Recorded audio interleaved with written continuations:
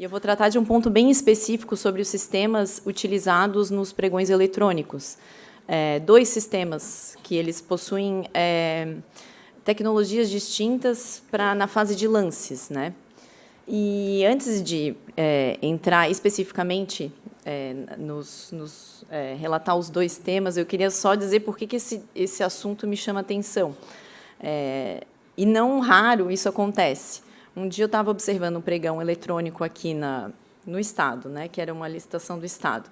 E, na fase randômica, eu vi um licitante que estava ganhando a disputa, né, com o preço mais baixo, dando lance nele mesmo. E ele dava sucessivos lances nele mesmo. E eu ficava pensando, meu Deus, mas por que ele fica fazendo isso? Né? E aí, depois, a lógica por trás como eu vou explicar adiante, a aleatoriedade do sistema de finalizar a qualquer tempo, ele faz com que você trabalhe com a sorte, porque ele poderia estar ganhando o certame e alguém vai lá, um outro licitante dá um outro lance mais baixo e logo já fecha o sistema, ele não tem a oportunidade de dar um outro lance. Então, é mais ou menos por aí, eu achei curioso, e, a partir daí, então, que eu vou trazer alguns pontos para vocês. Primeiramente, né, o Bernardo já abordou claramente o pregão a que ele se preza, né? Não vou entrar na questão de, por exemplo, o nosso colega Tiago Freitas falou da sustentabilidade do pregão, de a gente obter não só pelo menor preço, mas a melhor qualidade, enfim, mas a grande finalidade do pregão é obter a proposta mais vantajosa para a administração, e, nesse caso, ela se dá pelo menor preço. Então, nesse ponto, o lance e o tempo de duração do certame ele está diretamente relacionado no alcance dessa finalidade. E o que prevê a lei? Né? A Lei 10.520, que ela regulamenta o pregão, ela prevê o uso de recursos... Opa! Deixa eu voltar aqui. O uso de recursos de tecnologia no pregão, mediante regulamentação específica. No âmbito federal, essa regulamentação ela se deu por conta do Decreto 5.450, de 2005, alguns anos depois que instituiu o pregão eletrônico. O pregão eletrônico, especificamente nesse dispositivo do parágrafo 7º do artigo 24, que eu acho, por sinal, bem confuso, e fica difícil de entender como que se dá, realmente, se não fosse lá o manualzinho do Comprasnet, fica bem difícil de entender como que se dá na prática, prevê que o sistema eletrônico encaminhará aviso de fechamento iminente dos lances, após o que transcorrerá período de tempo de até 30 minutos aleatoriamente determinado, fim do qual será automaticamente encerrada a recepção de lances. Pois bem, vamos tentar decifrar o que fala esse dispositivo, né? Entrando nos tempos do pregão eletrônico, basicamente são 3 tempos. Anteriormente ao tempo, existe o cadastro previamente, né, ao início da sessão, existe o cadastro das propostas. Na fase de cadastro de propostas, elas podem ser alteradas até o momento da sessão. Então, ela pode ser alterada ou até substituída até a data da sessão. Iniciada a sessão, o pregoeiro, então, dentro da sua prerrogativa, ele vai analisar daquelas propostas quais estão em conformidade com o edital, porque só vai para a parte de lances aquelas propostas que estão em conformidade com o edital. Pois bem, a partir daí a gente vai para o tempo 1, que é o tempo efetivamente de disputa. É nesse tempo que se inicia a fase competitiva e começam os lances sucessivos. Ao contrário do pregão presencial, no pregão eletrônico não existe a necessidade de se respeitar a ordem decrescente. Os lances podem ser feitos desde que não sejam iguais aos anteriores, né, e desde que não tenha outro registrado no sistema. Dentro desse momento de lances sucessivos, o pregoeiro, a gente vai passar para o segundo momento, o segundo tempo do pregão eletrônico, que é o tempo de iminência. Esse tempo ele é determinado pelo pregoeiro. O decreto 5.450, ele não prevê um tempo específico, um limite mínimo e máximo desse tempo de iminência, mas o Comprasnet que é o sistema federal, ele prevê que esse tempo ele vai se dar de 1 a 60 minutos. E aí vai realmente do pregoeiro, a depender do objeto que está sendo contratado, verificar se ele vai dar 5 minutos, 10 minutos, 15 minutos ou 60 minutos, que é bastante tempo, para esse prazo de iminência. Nesse prazo do aviso de iminência, ele não gera surpresa, porque os licitantes eles sabem exatamente a hora que vai findar o prazo. O problema se inicia a partir do terceiro tempo, que é o tempo aleatório, tempo randômico. Esse tempo, segundo dispõe o decreto, ele pode chegar até meia hora, de 0 a 30 minutos, podendo ser segundos, 1 minuto e fechar em meia hora.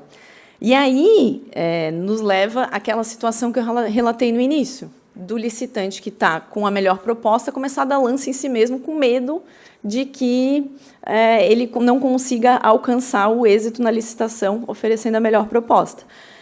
Alguns cenários assim que eu coloco. Todo licitante ele trabalha com uma gordura, né? Ele sabe até onde ele pode chegar e, obviamente, ele quer obter o maior lucro com o certame.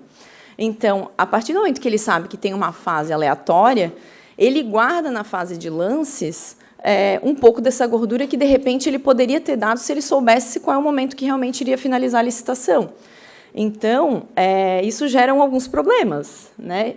E aí eu coloco alguns questionamentos. Será que no campo da incerteza, de que momento que realmente vai finalizar pelo sistema, e não por um ato do pregoeiro, o certame, será que a gente está alcançando a proposta mais vantajosa, que nesse caso, para a administração, né, é o menor preço? Será que a gente está alcançando com o sistema aleatório? Obviamente, a intenção do legislador, e nesse caso aí, o poder regulamentar do presidente, né, um decreto regulamentar, era tentar, de alguma forma, privilegiar o princípio da impessoalidade para que não haja nenhum tipo de favorecimento entre os licitantes. Mas suprimindo, de alguma forma, a vontade do pregoeiro e evitando, né, algum tipo de privilégio durante o certame. Mas será que realmente esse sistema causa uma segurança jurídica? Será que a gente não está daí diante de um jogo? Porque a gente não sabe até onde que aquele licitante poderia ir, a gente não sabe se, de repente, não teria um outro lance que poderia ser feito se, depois daquele fechamento aleatório do sistema, né, que pode se dar 1 minuto ou pode se dar depois de 30 minutos. Então, ficam alguns questionamentos. E será que realmente a gente consegue a maior redução, uma redução mais agressiva nesse sistema? E aí vem o grande questionamento se é possível fazer diferente. E eu trago 2 exemplos de sistema, que aí é o outro sistema de pregão eletrônico, que é o de prorrogação sucessiva ou automática do prazo.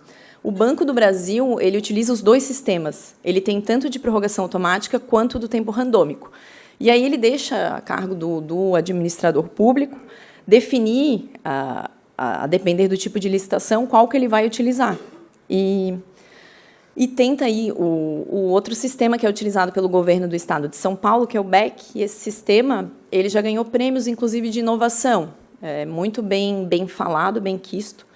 E como é que ele funciona, né? Também, de certa forma, ele exime um pouco a atuação do pregoeiro. O pregoeiro ele vai atuar na determinação do tempo previamente ao certame. São feitos lances, e a cada lance o sistema automaticamente ele vai prorrogar o prazo. Então, eu, licitante, faço um lance. Então, a partir dali, o pregoeiro define, a depender do objeto do pregão, quantos minutos vai ser prorrogado. Desde o início do certame, os licitantes já vão saber se pode variar, no caso do sistema do Banco do Brasil, de 1 a 5 minutos. Então, antes do certame, o pregoeiro vai lá e define, para esse certame, o prazo de prorrogação vai ser 3 minutos. Então, a cada novo lance, o licitante sabe que ele vai ter 3 minutos para fazer um outro lance, o outro, e assim sucessivamente, até que esgote todas as propostas. Então, efetivamente, nesse caso, a gente chega à proposta mais vantajosa, no caso, com o menor preço, porque há um esgotamento dos lances. Então, vantagens: minimiza a perda de bons negócios, em razão do outro sistema. Obviamente, isso é um pouco da minha opinião, né?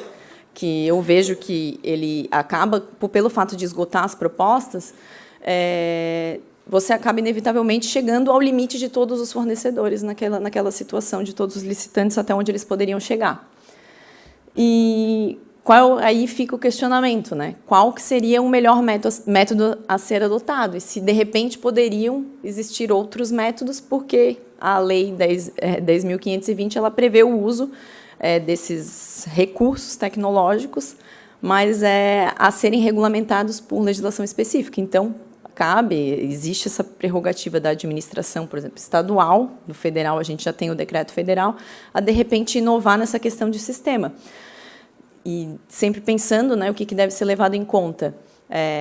A melhor contratação para a administração pública, como é que ela vai se dar no pregão, como é que a gente pode criar um sistema que vise a contratação, a melhor contratação, a mais vantajosa, que privilegia a maior quantidade de fornecedores a participarem dos certames. Quanto mais fornecedores, mais ofertas, menor o preço, mais propostas também.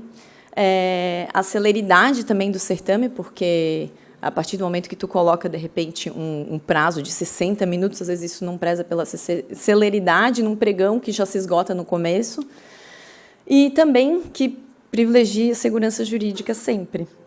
Então, era isso, queria expor, só julgar essa pincelada do sistema, é algo bem específico, e eu estou à disposição se alguém tiver alguma dúvida.